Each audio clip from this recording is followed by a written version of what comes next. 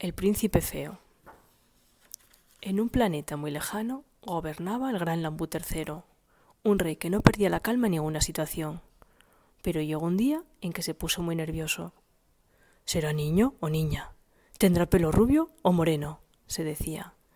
Estaba esperando un hijo. Por fin apareció el médico. «Ya nació, doctor. ¿Es niño o niña?» El médico también parecía muy nervioso. «Es un niño, Majestad, pero...» «¿Pero qué? ¿Qué le pasa?» «Bueno, es un caso extrañísimo.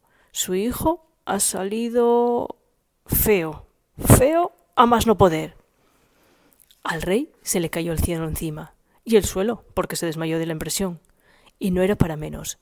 En su reino no existía la fealdad desde hacía muchísimos siglos.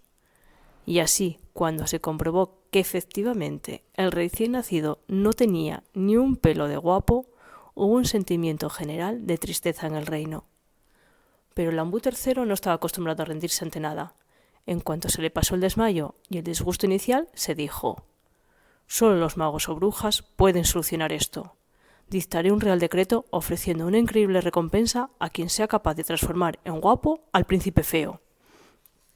Los emisarios reales viajaron por todo el planeta, llevaron su mensaje a todos los rincones. Quien convirtiese en guapo al príncipe feo sería nombrado de por vida primer ministro del reino de Lambú III. Y pronto el palacio se vio invadido por los más extraños magos llegados de remotos lugares. Pero ninguno logró su objetivo. La fealdad del príncipe era más fuerte que todas las magias y hechicerías. Lambú III paseaba su desesperación por los alrededores del palacio en completa soledad, hasta que un día... «Hola, buen rey». Una chica sonriente estaba junto al camino. «Me llamo Ilaila y estoy aquí para ayudaros. Yo puedo conseguir que vuestro hijo deje ser el más feo del reino». «Mira, pequeña, vete y no te castigaré. ¿Qué puede hacer una muchacha cuando las más poderosas magias han fracasado?» «¿Quién sabe, Majestad? Dejadme al menos intentarlo». Tenía algo misterioso la voz de Ilaila. El rey dijo: «Está bien, jovencita. Te mostraré al príncipe para que le cures. Pero si fracasas...» «No fracasaré, señor, ni tampoco necesito ver al príncipe. Quería solo conseguir su vuestro real permiso. Dentro de unos días nadie volverá a llamar al príncipe feo a vuestro hijo». El rey no se creyó ni una palabra, pero guardó silencio. Ilaila se fue a una cabaña del bosque espeso. Allí vivía con su madre, que era una bruja desconocida. Entre las dos prepararon toda suerte de brebajes y conjuros, repitiendo en voz baja: «Que el príncipe feo no sea el más feo del reino».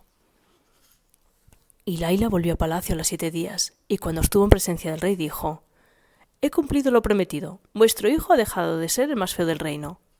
En realidad, ahora es el más guapo». «No te burles de mí, jovencita. Acabo de estar con él y no he observado ningún cambio en su horrible rostro». «Calmaos y escuchadme, Majestad. Miraos en aquel espejo». El rey lo hizo, y apenas pudo creer lo que vio reflejado. Un hombre vestido como él. Pero feo, feo, y era él.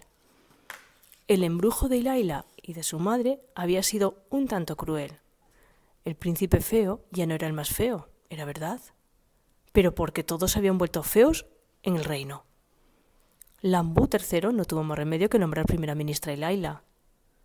«¿De verdad no había otra manera de cambiar la fealdad del príncipe, señorita primera ministra Ilaila?», le preguntó el rey. Ella respondió: «Majestad, quería demostraros que la belleza es muy relativa, que el más feo de ayer puede ser el más guapo hoy, sin que pase nada importante. Deberíais suprimir en vuestro reino las palabras guapo y feo». Así lo hizo el rey, y dejó de haber feos y guapos, y ya nadie volvió a preocuparse por esas tonterías de gente presumida. Y colorín colorado, este cuento se ha acabado.